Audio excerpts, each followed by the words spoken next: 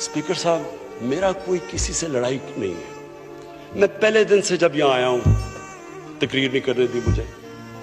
जब मैं बात करता हूँ शोर मचता है, गलत बातें करती है, मेरी किसी से कोई लड़ाई है? इन सबको जो भी ये समझता है कि ये मैं किसी से लड़ाई की वजह से या कोई मैं अपने दुश्मनियां किसी से हैं, मेरी कोई किसी से दुश्मनी नहीं। मैं आज आपके सामने कह रहा हूं कि अगर पाकिस्तान के अंदर हमारे मुल्क में अगर सही माने में अकाउंटेबिलिटी प्रोसेस ना चला, हम किसी सूरत इतना पैसा नहीं इकट्ठा कर सकते अपने बच्चों को तालीम देने के लिए, सेहत उनके इलाज करने के लिए, अस्पताल ठीक करने के लिए। हम आगे बढ़ ही नहीं सकते।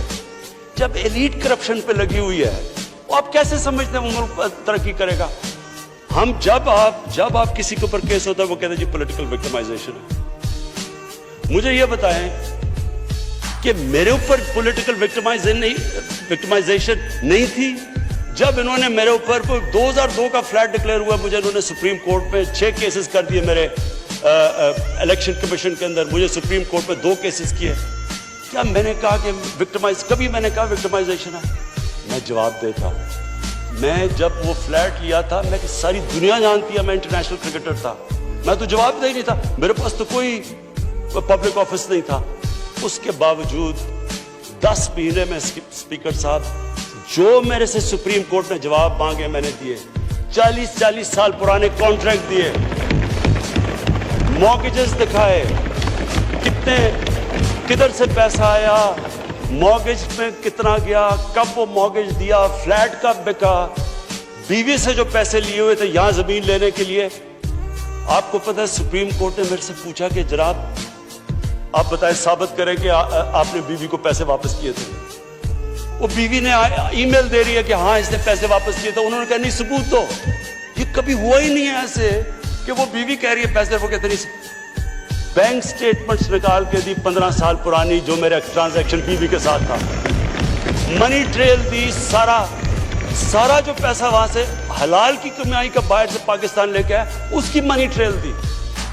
स्पीकर साहब, कोई मैंने कमाल नहीं किया। ये हर उस मुल्क में जिसमें जेन्युइन डेमोक्रेसी है, वहां एक लीडर को जवाब देना पड़ता है, क्योंकि वो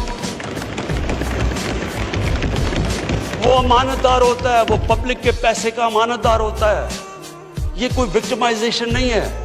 और ये जो नैब है, ये हमने तो नहीं नैब बनाई, एक आदमी हमने भर्ती नहीं करवाया, नैब तो पुरानी है, 90% केसेस भी पुराने हैं, लेकिन गालियां हर रोज मुझे पड़ती हैं कि जनाब देखें इमरान खान ने ये कर दिया, वो कर दिया।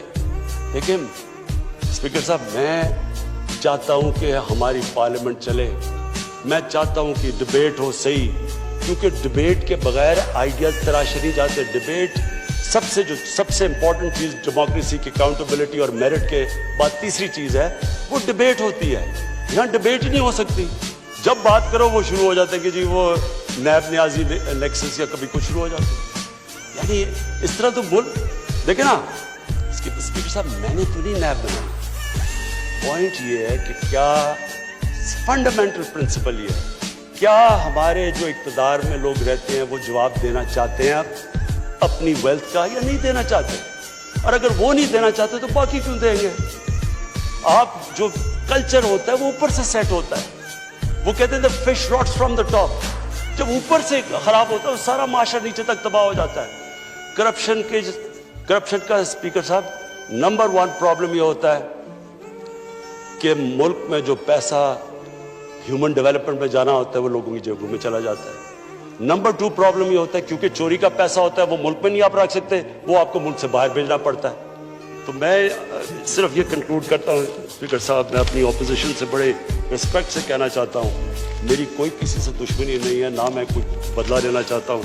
मैं सिर्फ ये बिलीव करता हूँ कि हमारा मुल्क, अल्लाह ने इसको इतनी नेमतें दी हैं, अल्लाह ने इससे क्या क्या चीज़ें नहीं हमें दी, लेकिन जब तक इस मुल्क के अंदर रूल ऑफ लॉ मीन्स कि everyone is equal in front of law, जब तक रूल ऑफ लॉ और लीडरशिप की अकाउंटेबिलिटी नहीं होगी, हम भी वही सारे बनाना रिपब्लिक्स की तरह एक समुंदर होगा गरीबों का और थोड़े से अमीर लोग होंगे। शुक्रिया।